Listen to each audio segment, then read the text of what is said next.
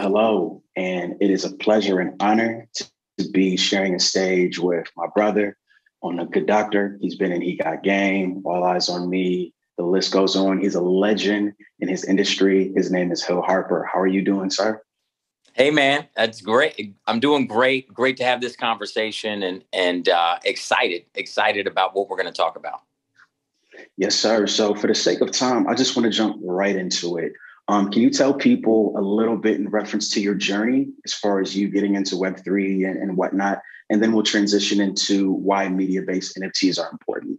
Absolutely. Absolutely. You know, when we talk about decentralized technology and in particular blockchain technology, I'm going to say something that some folks out there may find controversial, but I think the reason why I was attracted to it originally is because things that are completely fair are revolutionary for Black folk. And so when you look at blockchain and you look at the technology, you look at Web3 and the opportunity to build, the systemic barriers that are in more traditional institutions historically don't exist in the space. And so that's why the original attraction to this space in this world, because part of the work that I've been doing for years with the different books that I've published has all been about empowerment and all been about social change and positive social change. And so to me, this frontier, this Web3 frontier is an opportunity to push that even farther. And certainly when we talk about NFTs, and that's why I launched the Black Wall Street digital wallet as a platform to address the racial wealth gap. And but as an entertainer, my world that work didn't stop. Obviously I'm still on the show, The Good Doctor, and I have a production company developing projects. And so it's great to have the Black Wall Street digital wallet and the work that we do around financial literacy, financial empowerment, and opportunities for folks to use our wallet and also dollar cost average into different ascending value assets, Bitcoin, et cetera. But beyond that, I still want to create. And the biggest barrier to entry has always been someone else decides who gets to create based off of a checkbook. And in Hollywood, that's been the studio system. And the beautiful thing about the space we're in now is that we can literally disrupt the traditional Hollywood studio system and have creators from all walks of life, from no matter where you are. You don't have to be in Hollywood to create. And that's what I'm excited about this space. It's powerful. And the fact that people may know you for a lot of the books that you've put out and your heart regarding curing the wealth gap and how we believe in this space, blockchain technology, Web3 as a whole, it democratizes that process. So if we were to look at the industry, top to bottom, films and Netflix series, they need music. That's the underlying piece.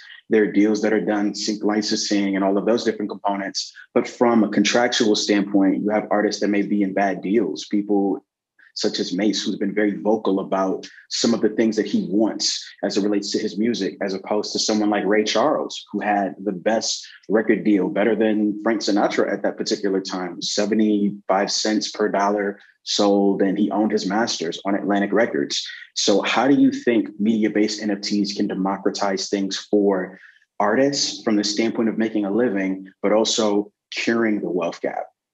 Well, it hits home on all the different things you just mentioned, but most importantly, ownership is the key piece, right?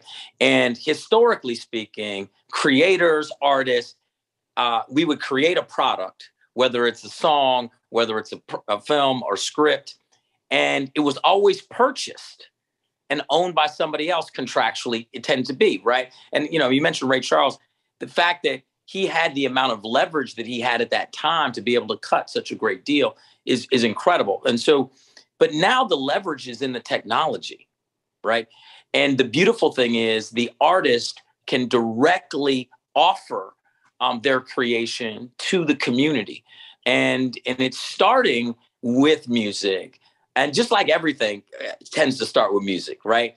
That the whole wave of Master P selling music out of his trunk because he wanted to control the money and actually make the money off of it is, I mean, obviously right now we're in a digital extension of that, right? And at one point, Master P was one of the highest paid musical artists, and he had his own record deal with himself, and so that's what we're seeing happen. But it's just being digitized and democratized in a way that allows people to create. And so music is always first, but then you see the rest of the creative industry follow. And that's why, for me, folks don't want to hear me sing. I'm telling you that. I sang in one movie called The Nephew that I shot in Ireland. And that's the only song that I think people will ever see me sing on film. Yes. But when it comes to creating a pilot, having to usually go to the studios and say, hey, read my script, do the dog and pony show, tap dance for folks to say they're going to make the pilot or not. And oftentimes, let's be very honest, there are tons of pilots that have been made that could have been massively huge hit shows that never made it on the air because someone decided for whatever reason. I'll give you an example, Chris. I did a show with Dave Chappelle, a pilot with Dave Chappelle. This is before Chappelle's show. We played best friends on the show. It tested extremely well. They wanted Dave to add more white characters on the show.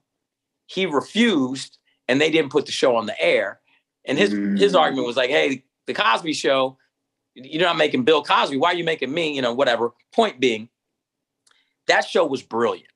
But no one ever saw it because someone else was controlling the purse strings and also controlling its distribution. And in the NFT space, now we can control that. And so we can actually build and control. And that's why, I'm launching the first media project, NFT pilot project. So we're launching NFTs. I've had a partner named Gerald Brown who had come up with an incredible story about a family of fish. And it was a beautiful animated show. And he wanted to tell it the way he wanted to tell it, right? And, and it's not SpongeBob, right? But it's different. And so we can make the pilot now using the art, animation, music, sound, etc., through NFTs. Fund the pilot and the animation through the NFT project. And that's why we feel like we're the first to do this, the first in the space. And I'm excited to be, basically, this is the first time we've talked about it publicly, to be announcing it with you right now. Yes, sir. And I know the website is afishyworld.com, Discord open, email open, all of that. And we're there's just a lot starting. that's coming. Afishyworld.com. I'm so proud to have you as a part of this as well. And everybody who's listening, watching, whether you're watching us live right now or delayed view, come to afishyworld.com. Check out what we're doing. Any ideas are welcome. Check out the Discord, all of that. Because the beautiful thing is, what we're going to do, which is revolutionary, is certain of the NFTs, Chris, are going to actually own a piece of the show. Now, just think back. Think if you owned a piece of The Simpsons, that is wealth creation. And you should own a piece of the show that you helped launch the pilot. And Disney doesn't have to own it. Fox doesn't have to own it. This animated production company. But listen, we could air it on their air if we so choose, or we could not and direct distribute. Whatever we decide to do, all of those things are up for discussion. But having the people support it through the NFT project and then allowing those NFTs to run with the actual show itself, to me, it's revolutionary, it's democratizing, and it's also a wealth-creating tool. Man, I wish we had more time, but our time is up. Hill Harper, everyone, download the Black Wall Street digital wallet, go to afishyworld.com, and thank you so much for your time. Take care. Thank you.